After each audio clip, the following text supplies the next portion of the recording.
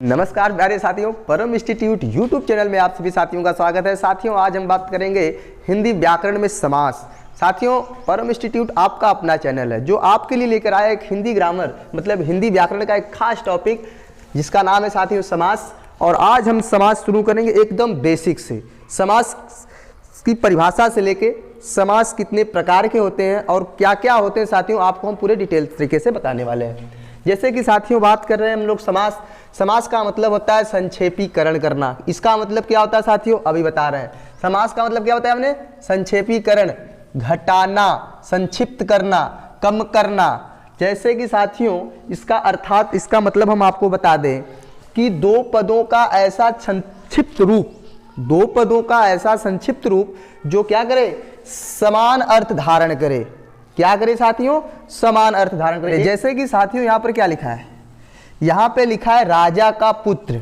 क्या लिखा है साथियों, राजा का पुत्र। इसको हमने क्या कर दिया, राजपुत्र। हमने इसमें क्या किया, संक्षेपित कर दिया, घटा दिया, कम कर दिया। बात समझ में आई साथियों। अब क्या हमने बताया समास का मतलब, संक्षेपीकरण, घटाना, संक्षिप्त करना, कम करना।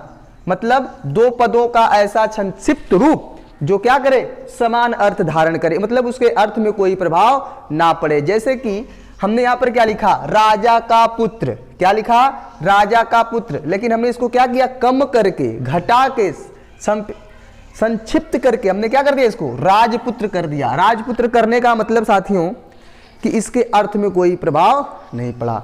इसी प्रकार से साथियों हम लोग देखेंगे समास में एक चीज विशेष होती है साथियों, उसमें हमें पदों की प्रधानता होती है। समास में साथियों पदों की प्रधानता होती है और हम समझेंगे ये प्रधान होते कौन से। साथियों पदों की प्रधानता में प्रधान खंड होता है एक ठो होता है साथियों गौण खंड। क्या क्या होता है, प्रधान खंड और गौण खंड।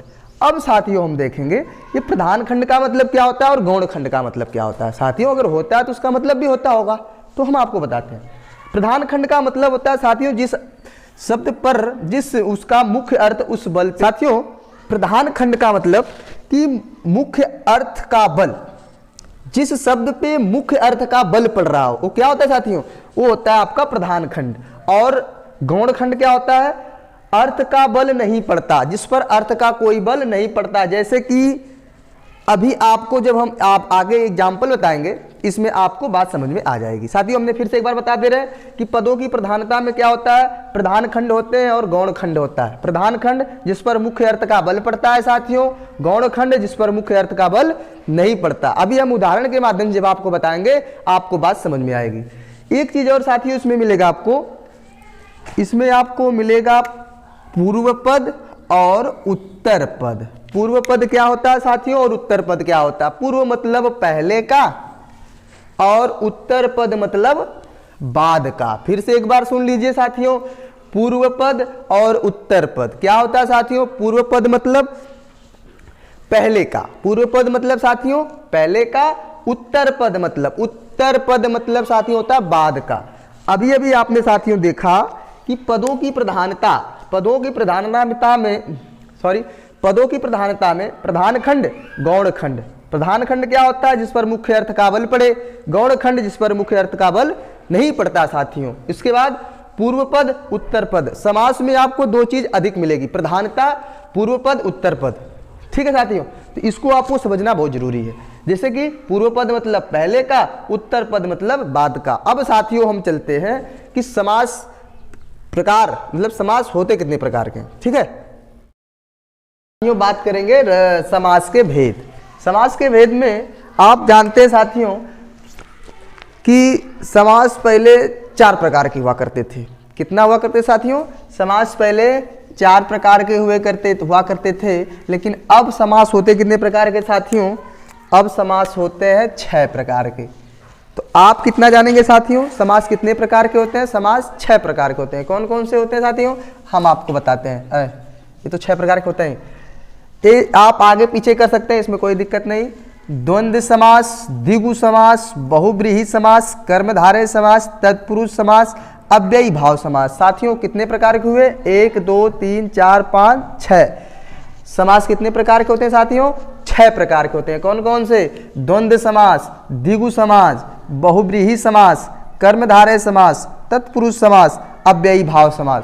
साथियों अब हमने इसमें बताया कि इसमें आपको पदों की प्रधानता मिलेगी। क्या मिलेगी साथियों? पदों की प्रधानता। जैसे कि जो द्वंद्व समास होता है, क्या होता है साथियों? द्वंद्व समास। द्वंद्व समास में दोनों पद प्रधान होते हैं। दोनों पद प्रधान होने का मतलब साथियों, जैसे कि हम एग्जाम्पल ले लें,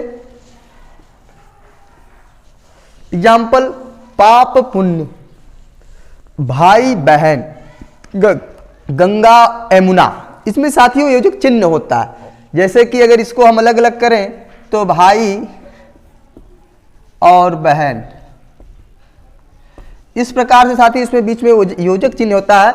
इसमें दोनों पद प्रधान होते हैं, मतलब कि दोनों पर मुख्य अर्थ का बल पड़ता है। साथियों अभी आपने पढ़ा था ना कि इससे पहले जो प्रधान खंड होता है उसमें मुख्य अर्थ का बल पड़ता है, जो गौण खंड होता है साथियों उस पर मुख्य अर्थ का बल नहीं पड़ता है। तो इसी प्रकार देखिए जो द्वंद्व समास है, द्वंद्व समास में दोनों पद प्रधान होते हैं। देखिए जब आप द्वंद्व कहते हो, द्वंद्व कहने में ही आपको दो आ रहा है, द्वंद्व दो ठो द आ रहा है ना, देखिए दो ठो आ रहा है। जब आप कह रहे हो कि द्वंद्व कह के देखिए मेरे साथ साथ, इसमें आपको दोनों मिल रहा है, दो मिल रहा है ना, मतलब कि अगर द्वंद्व की बात होगी तो आप कहते ही समझ जाएंगे कि इसमें दोनों पद प्रधान होते हैं। द्वंद्व, देखो दो, द्वंद्व कह के देखो, ऐसा लग रहा है जैसे आप दो कह रहे हो, द्वंद्व कह रहा ना। तो अगर द्वंद्व आ जाए इसमें आप समझ जाएंगे क्या कि इसमें दोनों पद प्रधान होते हैं, मतलब कि दोनों पदों पर मुख्य अर्थ का बल पड़ता है। जैसे कि हमने उदाहरण में क्या लिखा, पाप पुण्य, भाई बहन, गंगा यमुना, इसमें बीच में योजक का चिन्ह लगा है साथियों, मतलब भाई और बहन, पाप और पुण्य, गंगा और यमुना। इसी प्रकार से साथियों हम बात करेंगे द्विगु समास। द्विगु समास में साथियों, द्विगु समास में पहला पद संख्यावाची होता है। पहला पद क्या होता है साथियों? संख्यावाची। जैसे कि अभी द्विगु कहने से क्या मतलब समझ में आ रहा है? द्विगु, अभी आप गांव में, आप एक तो गांव में भाषा सुने होंगे, एगो, दूगो, तीन गो, चार गो, सुने हो ना। अक्सर लोग कहते हैं एगो, दो गो, तीन गो, ऐसे ही बोला जाता है। तो जैसे आप द्विगु कह रहे हो, द्विगु में दूगो आ रहा है ना, मतलब कि पहला पद जो होगा संख्यावाची होगा, दूसरा पद क्या होगा? प्रधान होता है। जैसे आप देखें ना, पहला पद संख्यावाची, दूसरा पद प्रधान। जैसे दोपहर, दोपहर में क्या आ रहा है साथियों? दो आ रहा है संख्यावाची। नवग्रह, नवग्रह में नौ आ रहा है साथी, क्या आ रहा है? नौ आ रहा है, नवग्रह, चौराहा। इस प्रकार से आपने क्या देखा कि इसमें पहला पद संख्यावाची आ रहा है, एगो, दूगो, तीन गो, चार गो। उसी प्रकार से जहां आपको द्विगु दिख जाए, जहां आपको द्विगु दिख जाए, द्विगु कहने से आप खुद स्पष्ट होगा।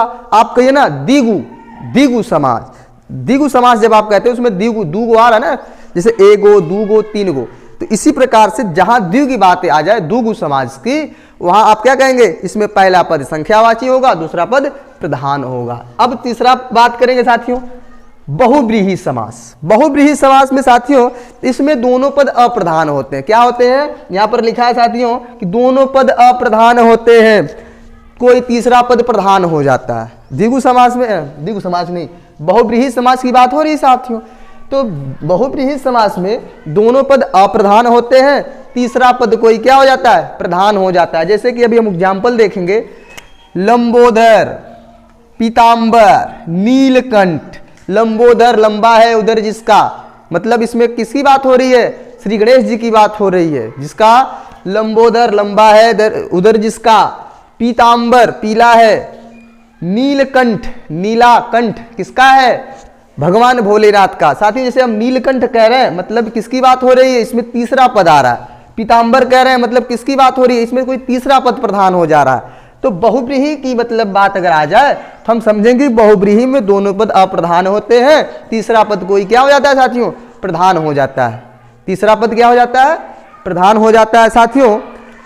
अब हमारा आज का क्लास इतना ही। अगर आपको ये वीडियो अच्छी लगती है तो हम समास आपको एक बार फिर से पूरा विस्तार से पढ़ाएंगे, एकदम बेसिक से पढ़ाएंगे ताकि आपको आराम से समझ में आ जाए।